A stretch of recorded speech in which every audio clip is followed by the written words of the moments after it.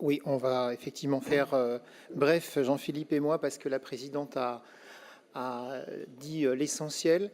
J'insisterai, moi, sur quelques points pour redire effectivement que le changement important qui a été opéré va porter sur le volet environnemental. Et je veux souligner à quel point, et nous ne l'avions pas prévu quand on a pensé cela, à quel point nous sommes dans le juste par rapport à l'actualité. Je veux évidemment parler de la canicule que nous vivons.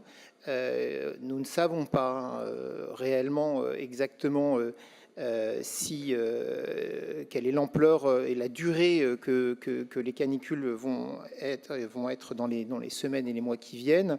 Mais ce que nous savons par contre avec certitude, c'est qu'il faut accélérer l'adaptation. La présidente l'a dit, nous avons été en avance de phase sur la question de l'adaptation.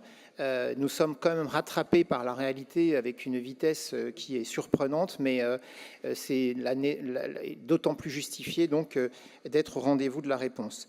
La réponse, elle est là, elle est avec ces contrats verts et bleus d'une part et avec le contrat énergie. Je vous rappelle que dans les deux contrats, qui d'ailleurs s'additionnent, pour les maires qui voudront conclure ces contrats, ils pourront les additionner, les cumuler. Il y aura des réponses possibles aux chaleurs extrêmes. D'abord, dans le contrat vert et bleu, avec tous les dispositifs d'appui à la végétalisation, à la création d'îlots de fraîcheur en lieu et place des îlots de chaleur. Vous le savez, le végétal est la solution la plus efficace pour rafraîchir les villes. Et puis dans le contrat énergie, évidemment, historiquement, ça a plutôt été quelque chose qui a été construit pour nous permettre de produire du chaud. Aujourd'hui, il va vraiment falloir complètement switcher vers la production de froid.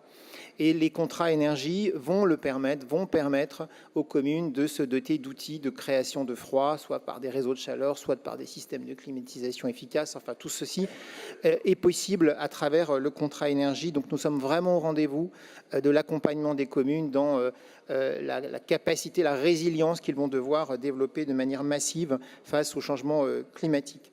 Et puis, je voulais ajouter que les contrats verts et bleus, d'une part, le contrat énergie, d'autre part, sont inspirés du CAR, cher Jean-Philippe, parce que nous pensons qu'il est temps, effectivement, de simplifier les choses, de pouvoir avoir un dialogue simple avec les maires, qui, d'ailleurs, les dispositifs d'avant, petite autocritique, étaient quelque peu descendants.